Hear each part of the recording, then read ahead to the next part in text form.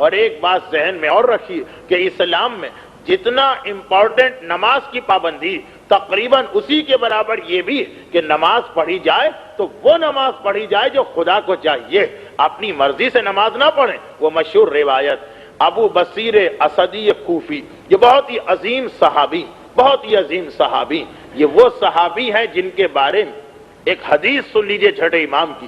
فرماتے ہیں میرے آقا اور مولا لولا امثال ہؤلاء لن درست آثار النبوہ، اگر ابو بصیر جیسے صحابی میری مدد نہ کرتے، یہ کون کہہ رہا ہے؟ یہ امام کہہ رہے ہیں، اگر ابو بصیر جیسے صحابی میری مدد نہ کرتے تو نبوت کے ساری محنتیں ختم ہو جاتی، ہماری ساری کوششیں مٹ کے رہ جاتی۔ ابو بصیر جیسے صحابیوں نے ہمارا ساتھ دیا تو دین تم تک پہنچا۔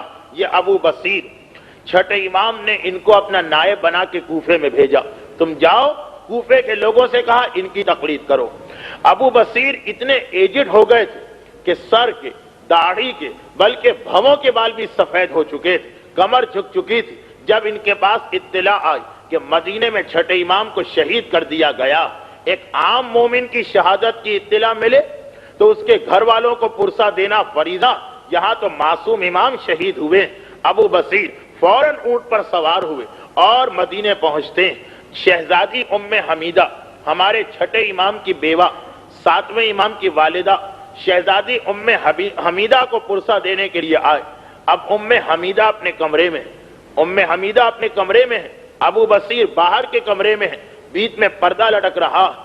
پہلے تو ابو بصیر نے پرسہ دیا شہزادی کو ہمارے چھٹے امام کی شہادت کا، اور اس کے بعد جیسا ایک طریقہ پوچھا شہزادی یہ تو بتائیے آخری وقت میں ہمارے مولا کی حالت کیا تھی؟ تو ام حمیدہ جو رو رہی تھی، روتے روتے ایک مرتبہ کہا ابو بصیر تم نے ایک بڑا عجیب سوال کیا، آخری وقت میں نے اپنے آقا اور مولا سے ایک عجیب و غریب بات کو سنا۔ اے ابو بصیر سنو، میں مکان کے صحن میں بیٹھی تھی، ایک مرتبہ میں نے دیکھا کہ دروازہ کھول کے میرے آقا اور مولا آ رہے ہیں، منصور کا دیا ہوا زہر سارے جسم میں پہنچ چکا، چنانچہ امام لڑکھڑاتے ہوئے آ رہے ہیں۔ میں گھبرا کے آگے بڑھی، مولا کو سہارا دے کے بستر تک پہنچایا، اتنی دیر میں امام بے ہوش ہو چکے تھے۔ میں پریشانی کی عالم میں کھڑی تھی کہ میں کیا کروں، ڈاکٹر کو بلاؤں یا کسی کو اطلاع کروں۔ امام نے آنکھیں کھولی، اے ام حمیدہ کیا گھر میں کوئی اور نہیں ہے، خالی تم ہو؟ میں نے کہا نہیں مولا سب گھر والے ہیں۔ کہا جاؤ سب کو میرا ایک میسج دو، میرا ایک پیغام دو کہ سب میرے بستر کے قریب آ جائیں۔ ام حمیدہ کہتی ہیں کہ اے ابو بصیر میں روتی ہوئی چلی، ایک ایک کمرے میں گئی، ایک ایک مقام تک پہنچی، سارے گھر والوں کو جمع کر کے لائی۔ اب امام اپنے بستر پر ہے، دوبارہ بے ہوش ہو چکے ہیں، اور سارے گھر والے امام کے چاروں طرف سرکل بنائے کھڑے ہیں۔ جب سب لوگ آ گئے خود بخود امام نے آنکھیں کھولی، اتنی دیر میں امام کا سارا جسم زہر کی وجہ سے نیلا پڑ چکا تھا، اور امام آنکھیں کھولتے ہیں، ہم سب کو دیکھتے ہیں، ون بائی ون ایک ایک کر کے امام نے سب کو دیکھا، آخر میں مجھے دیکھا، ایک جملہ کہا اور بس امام شہید ہو گئے، امام اس دنیا سے رخصت ہو گئے۔ یہ امام کا آخری جملہ، اور کس امام کا؟ جن کی وجہ سے آج تک ہم جعفری کہلاتے ہیں، ہماری فقہ جعفریہ کہلاتی، وہ امام آخری جملہ۔ اب آپ اندازہ کریں کہ ایک مرنے والا اپنے آخری وقت میں کس چیز کی وصیت کرتا جو اس کے نزدیک موسٹ امپورٹنٹ مسئلہ، سب سے زیادہ اہم مسئلہ، جسے اپنی اولاد کا خیال زیادہ، وہ آخری وقت میں اولاد کی نصیحت کرے گا۔ جسے اپنے مال کا خیال زیادہ، وہ آخری وقت میں مال کی نصیحت کرے گا۔ جسے اپنے بزنس کا خیال زیادہ، وہ آخری وقت میں بزنس کی وصیت کرے گا۔ آخری جملہ انسان کا کتنا امپورٹنٹ ہوتا، ذرا آ کے دیکھیے ہمارے چھٹے امام نے آخری جملہ کیا کہا۔ کیا توحید کی بات کہی، کیا رسالت کی بات کہی، کیا امامت کی بات کہی، کیا شفاعت کی بات کہی، کیا معصوم نے میدان قیامت میں اپنے شیعوں کو بخشوانے کی بات کہی، کیا کلمہ پڑھوایا؟ نہیں، ایک جملہ امام نے کہا، اے ام حمیدہ، اے میرے گھر والوں، سب کو اسی لیے امام نے جمع کیا کہ اتنے سارے وٹنس ہو جائیں، جاؤ اور جا کر میرے شیعوں تک میرا ایک میسج پہنچا دینا، لا تنالو شفاعتنا مستخفا بالصلاۃ، میدان قیامت ہو یا قبر ہو یا ملک الموت کا آنا ہو یا پل صراط ہو یا جہنم ہو، ہر جگہ معصوم امام اپنے ماننے والوں کی شفاعت کریں گے، بخشش کروائیں گے، ان کی مدد کریں گے۔ لیکن اے ام حمیدہ، اے میرے گھر والوں، میرے شیعوں تک ایک پیغام پہنچا دینا، ہم ہر ایک کی شفاعت کریں گے، لا تنالوا شفاعتنا، ہماری شفاعت نہیں مل سکتی ہے مستخفاً بالصلاۃ، جو نماز کو ہلکا سمجھتا ہے، جو نماز کو معمولی سمجھتا ہے، جو نماز کو امپورٹنس نہیں دیتا ہے۔ ہائے میرا چھٹا امام، وقت آخر بھی نصیحت کی تو نماز کے بارے میں نصیحت کی، گویا امام بتا رہے ہیں کہ مجھے یہ تو یقین ہے کہ میرے ماننے والے توحید کے مسئلے میں پیچھے نہیں ہٹیں گے، اس لیے توحید کی نصیحت نہیں کر رہے ہیں۔ یہ معلوم ہے کہ میرا ماننے والا رسالت کو مانتا رہے گا، امامت کو مانتا رہے گا، محبت اہل بیت کو مانتا رہے گا، اس لیے اس کی نصیحت نہیں کی امام نے کہ وہ تو ہمارے شیعہ ہمیشہ عمل کریں گے۔ ہاں، چھٹے امام کو ڈر ہے، چھٹے امام کو خوف ہے کہ ہمارا ماننے والا کہیں نماز میں کمزور نہ پڑ جائے، کہیں نماز کے معاملے میں غافل نہ ہو جائے۔ تو آخری وصیت ہمارے چھٹے امام نے نماز کے بارے میں کہی، اور کیسی عجیب وصیت ہے۔ دیکھیے، عربی کا ایک لفظ ہے تارک الصلاۃ، تارک الصلاۃ جو بے نمازی۔ چھٹے امام نے یہ نہیں کہا کہ بے نمازی سے ہمارا تعلق نہیں، چھٹے امام نے کہا جو نماز کو معمولی سمجھتا۔ اب اس لفظ کے اندر دو گروہ آ گئے، وہ بھی آ گئے کہ جو نماز نہیں پڑھتے، ان کا بھی امام کہہ رہے کہ ان کا بھی ہماری شفاعت سے کوئی تعلق نہیں، اور اس میں وہ لوگ بھی آ گئے جو نمازی ہیں لیکن نماز کو بہت ہی معمولی سمجھ رہے ہیں، بس عادت پڑی، یعنی نماز ان کی ہیبٹ میں داخل ہو گئی، وہ نماز کے ہیبیچول ہو گئے، نماز کی امپورٹنس ان کو نہیں پتا، بس نماز پڑھنا ہے تو پڑھ لو، وہ بھی اس روایت میں آ گئے۔ امام نے کہا کہ جو نماز کو معمولی سمجھتا ہے اس کو ہماری شفاعت نہیں ملے گی، چاہے پڑھ بھی رہا ہو لیکن معمولی سمجھ کے پڑھ رہا۔ اس میں کون کون سے لوگ ہیں، بہت ڈیٹیل موضوع، لیکن میں بہت مختصر، کیونکہ میرا ایک وعدہ بھی ہے، اس میں وہ سب لوگ آ گئے نماز پڑھ رہے ہیں، یہی پتہ نہیں کہ واجبات کیا ہیں، نماز پڑھ رہے ہیں، یہی پتہ نہیں کہ کن چیزوں سے نماز غلط ہوتی، نماز پڑھ رہے ہیں، یہی پتہ نہیں کہ وضو کا صحیح طریقہ کیا ہے، نماز پڑھ رہے ہیں، یہی پتہ نہیں کہ نماز کے لیے پراپر ڈریس کیا ہونا چاہیے۔ یہ نماز پڑھ رہے ہیں مگر نماز کی امپورٹنس ان کے ذہن میں نہیں۔ یقیناً جو بالکل نماز نہ پڑھے اس سے تو بہتر ہے یہ آدمی، یہ اس سے بہتر ہے، لیکن معصوم کہہ رہے کہ یہ بھی کتنا عجیب مومن ہے، خدا کی بارگاہ میں جا رہا اور یہ بھی اس کو پتا نہیں کہ مجھے کس طرح سے جانا، کس طریقے سے جانا۔ آپ ہمارے یہاں، کیونکہ ٹائم میرے پاس بہت کم ہے، صرف ایک مسئلہ بتانا، آپ ہمارے یہاں کی خواتین کو دیکھو، ایک میں مثال دے رہا ہوں کہ اگر گھر سے نکلنا ہو تو کتنا خیال کیا جاتا کہ بالکل جو پراپر وے ہوتا ہے تیاری کا، سر کے بالوں سے لے کر پیر تک پورا اپنے آپ کا جائزہ لے کے خواتین گھر سے باہر نکلتی، اور خصوصاً اگر شادی کی کسی تقریب میں جانا جہاں پہ بہت ساری عورتیں دیکھیں گی تو 2 گھنٹے 3 گھنٹے فقط تیاری میں لگا دیے جاتے ہیں۔ مگر ذرا سوچئے، نماز کیا، نماز خدا کی بارگاہ میں ہماری حاضری، ہم خدا کے سامنے جا رہے ہیں۔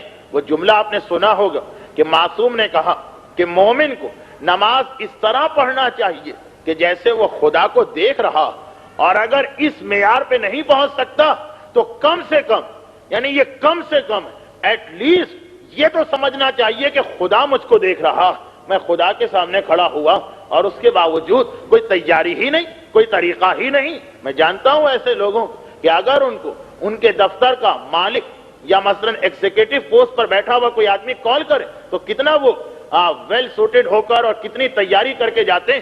یہاں کائنات کا حاکم، کائنات کی سب سے بڑی شخصیت حالت نماز میں بلا رہی، اور یہ بھی پتا نہیں کہ ہمیں کس طرح جانا۔ وہ عورت جو شادی کی تیاری میں 2 گھنٹے لگا دیتی، نماز سے پہلے پریپریشن میں کتنا ٹائم دیتی۔ انڈیا اور پاکستان کی عورتوں میں جو 90% غلطیاں کی جا رہی، میں یہ نہیں جانتا کہ ایسٹ افریقہ میں کیا حالت ہے یا لندن و امریکہ میں کیا حالت، میں انڈیا اور پاکستان کی، بلکہ انڈیا کی بھی اتنی ڈیٹیل نہیں مجھے پتا، پاکستان کی حالت میں جانتا ہوں کہ مثلا ایک مسئلہ ہماری فقہ کا یہ ہے، نماز کو ہلکا سمجھنا، معمولی سمجھنا، امپورٹنس نہ دینا۔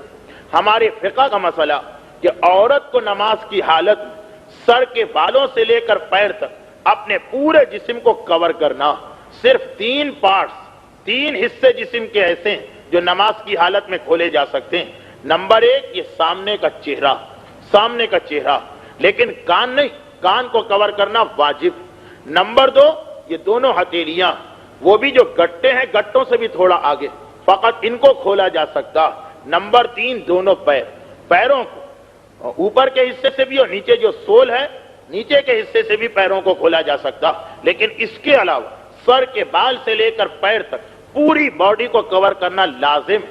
چاہے عورت اکیلے نماز پڑھے، چاہے عورت اندھیرے میں نماز پڑھے، چاہے گھر کے اندر لاک لگا ہو اور کوئی دیکھنے والا نہ ہو، مگر پھر بھی یہ ڈریس لازم ہے نماز کے لیے. اور یہاں تک مسئلہ کہ اگر ایک بال نظر آ گیا تو نماز غلط ہے، نماز باطل ہے اور اس کو دوبارہ پڑھنا. ہمارے انڈیا اور پاکستان کیونکہ جو گھر کا عام ڈریس ہے وہ ڈریس ایسا ہوتا ہے کہ عورت کی کوہنی سے لے کر کلائی تک پورا ہاتھ تقریباً کھلا رہتا. اسی طریقے سے عورت کے کان وغیرہ ظاہر رہتے ہیں. جو عام طور پہ جو ہمارے یہاں عورتیں نماز پڑھتی فقط ایک دوپٹے کو اوڑھ لیا، نتیجہ یہ کہ ہاتھ نظر آ رہے ہیں، یا دوپٹہ اتنا باریک کہ اس سے بال نظر آ رہے ہیں، پوری نماز غلط ہو جاتی. اور مسئلہ تو یہاں تک ہے کہ یہ نہیں کہ نیت کے وقت اتنا جسم چھپاؤ، بلکہ نماز کے پہلے عمل سے لے کر آخری واجب عمل تک پوری نماز کے بیچ میں اتنا جسم چھپانا لازم. ہمارے یہاں ایسی عورتیں بھی ہیں کہ جو ذرا بڑی چادر پہنتی جس سے ان کے ہاتھ کور ہو جاتے ہیں، مگر جب قنوت پڑھتے وقت وہ ہاتھوں کو اونچا کرتی تو چادر کیونکہ بندھی ہوئی نہیں وہ نیچے آ جاتی، ان کی کلائیاں ظاہر ہو جاتی ہیں اور نماز غلط ہو جاتی. اللہ اکبر کہتے وقت جب ہاتھوں کو اونچا کرتی ڈریس ذرا نیچے آ جاتا ہے، کلائیاں نظر آنے لگتی، نماز غلط ہو جاتی. یا جو نیچے کا ڈریس شلوار ذرا اونچی ہو جاتی ہے، ٹخنا یا اینکل جو ہے وہ ظاہر ہونے لگتا اور نماز غلط ہو جاتی. اتنا ٹائم بھی نہیں، ٹائم کا مسئلہ نہیں، یہ تو امپورٹنس دینے کا مسئلہ، یعنی اتنا بھی احساس دل میں نہیں. اور مردوں کی بھی غلطیاں ہیں وہ تو میں کل بتاؤں گا کیونکہ آج میرے پاس ٹائم نہیں. لیکن یہ ایک مثال میں نے اس لیے دی کہ چھٹے امام کی حدیث کو ذہن میں رکھیے کہ لا تنالو شفاعتنا مستخفا بالصلاۃ.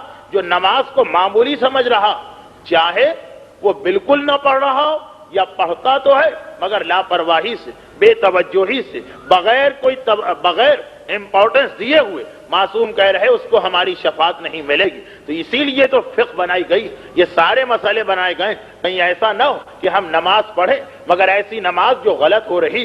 50 سال 60 سال کراچی میں ہیں ایسی مومنات جن کو اب مسئلہ پتا چلا. آیت اللہ خوئی کو لکھا انہوں نے، ہم کیا کریں؟ انہوں نے کہا کہ ساری نمازوں کی قضا آپ پہ واجب ہے، اس لیے کہ آپ کی غلطی. کوئی دیہات کی رہنے والی عورت، کوئی پہاڑوں کی رہنے والی عورت، کوئی جنگلات میں رہنے والی عورت غلطی کرے تو معافی مل سکتی، مگر شہروں کی رہنے والی عورت، علماء بھی موجود ہیں، کتابیں بھی موجود ہیں، کیسٹس بھی موجود ہیں، مسئلے بتانے والے بھی ہیں، پھر بھی اگر مسئلہ پتہ نہ ہو تو وہ عورت قصوروار ہے. آیت اللہ کوئی کا فتویٰ ہے کہ ان ساری نمازوں کی آپ کو قضا کرنا پڑے گی، یہ ساری نمازیں آپ کو دوبارہ پڑھنا پڑیں گی. یہ نماز جب پڑھی جاتی تو نماز یہ ڈیمانڈ کرتی ہے کہ آپ خدا کے سامنے جا رہے ہیں، پوری تیاری کے ساتھ جائیے. بس یہی نماز وہ جو قیامت میں امام کی شفاعت دلواتی ہے، ملک الموت کے آنے کے وقت ملک الموت سے دوستی پیدا کروا دیتی. پھر اس کے بعد موت کوئی مسئلہ نہیں ہوتا. جب ملک الموت ہی دوست بن جائے گا تو پھر کہاں کا عذاب اور کہاں کی تکلیف. البتہ نماز کے علاوہ کچھ باتیں اور ہیں، وہ انشاءاللہ کل کی مجلس میں. تو یہ نماز کتنی اہمیت رکھتی، ہم جو اس کو لاپرواہی سے پڑھ لیتے ہیں کتنی اہمیت رکھتی. آج جو مصائب میں پڑھنے جا رہا ہوں، میں نے جو سرسری دیکھا تو ہسٹری میں مجھے نہیں ملے، اگرچہ پوری ہسٹری تو میں نے نہیں پڑھی، لیکن ہمارے پاکستان کے ایک بزرگ خطیب مولانا اظہر حسن زیدی صاحب قبلہ یہ مصائب پڑھا کرتے تھے، اس لیے میں پڑھ رہا ہوں. اور یہ میں نے اس لیے پہلے ڈسکرائب کر دیا کہ اس میں آپ کے ذہن میں ایک اعتراض پیدا ہو سکتا، انشاءاللہ اس کا جواب بھی میں کل دوں گا. نماز کتنی امپورٹنٹ ہے. اگر ایک عام آدمی کہے کہ مجھے نہیں پتا تو خیر ہم اس کو معاف کر دیں گے، لیکن کربلا کے مصائب پر آنسو بہانے والا وہ اگر کہے کہ مجھے نماز کی اہمیت نہیں پتا تو ہم کبھی یقین نہیں کر سکتے. ارے کربلا تم نے ساری زندگی سنی، کربلا میں عاشور کا دل لے لو. صبح کا وقت آیا تو حسین نے پہلا فریضہ کیا انجام دلوایا، اکبر بیٹا تمہیں اذان دینا. تمہارا بابا تمہاری اذان ایک مرتبہ اور سننا چاہتا۔ عاشورے کے دن کا اسٹارٹ نماز سے ہوا، عاشورے کی شام آئی تو میرا مولا وقت شہادت بھی زمین پر پیشانی رکھے ہوئے سجدے کی عالم میں تھا۔ شب عاشورہ آئی، حسین نے ایک رات کی مہلت مانگی تھی یہی کہہ کر کہ ہم عبادت کرنا چاہتے ہیں۔ شام غریبہ آئی تو ساری بیویوں نے کربلا کی ریتی پہ تیمم کر کے پہلے نماز مغربین کو ادا کیا۔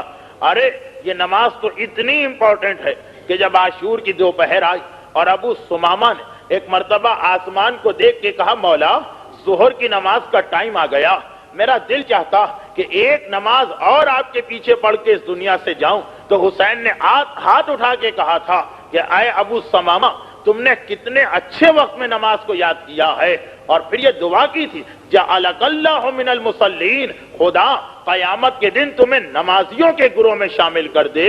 تم نے نماز کو کربلا کے میدان میں اتنے بہترین وقت پہ یاد کیا، اول وقت میں نماز پڑھی جا رہی ہے۔ یہ دوسری بات ہے کہ دشمن اس وقت بھی اپنے تیروں کو روکنے کو تیار نہیں ہے، اور معلوم ہے کیا کہہ رہے ہیں، اے حسین نماز پڑھنے سے فائدہ کیا، تمہاری تو نماز ہی معاذ اللہ قبول نہیں ہوگی۔ حبیب ابن مظاہر کو جلالا گیا تھا، ارے ملعونو نماز رسول کی نماز قبول نہ ہو اور تمہاری نماز قبول ہو جائے، اور یہی کہا تھا کہ آقا اب مجھے اجازت دیجئے یہ نماز تو میں کوثر کے کنارے آپ کے نانا کے پیچھے پڑھوں گا۔ حبیب تو قربان ہو گئے مگر حسین کی نماز شروع ہوئی۔ حسین کے دو صحابی جن میں ایک کا نام سعید ابن جبیر ہے، ہاتھوں کو جوڑ کے کہتے ہیں مولا سامنے سے تیر چل رہے ہیں، ہمیں اتنی پرمیشن دے دیجئے کہ ہم آپ کے سامنے کھڑے ہو جائیں اور آنے والے تیروں کو اپنے سینے پہ روکیں۔ سعید کی ایج 95 کے قریب ہے، ہسٹری میں لکھا ہے۔ سعید سامنے کھڑے ہو گئے، تیر آتے ہیں اپنے سینوں پہ روکتے ہیں، اور اتنے تیر سعید نے اپنے سینے پہ روکے کہ ادھر حسین نے سلام پڑھا السلام علیکم ورحمت اللہ وبرکاتہ، ادھر سعید غش کھا کے حسین کی گود میں آ گرے اور سر اٹھا کے ایک ہی سوال کیا حل وفیت ابن رسول اللہ، فرزند رسول کیا میں نے اپنا وعدہ پورا کر دیا، کیا مجھ سے کوئی کوتاہی اور کمی تو نہیں ہوئی؟ ہائے حسین جیسا صابر، آنکھوں میں آنسو آ گئے۔ یا سعید انت امامی فی الجنہ، جنت میں بھی تو میرے آگے آگے چل رہا ہوگا، حسین تیرے پیچھے آئے گا۔ سعید بوڑھا آدمی، ایک مرتبہ موت کا پسینہ آ گیا، بس یہاں سے میں سنی ہوئی روایت پیش کر رہا ہوں، آنکھیں کھولی، کہا مولا ایسا لگا ہے جیسے کوئی میرے سرہانے آ گیا۔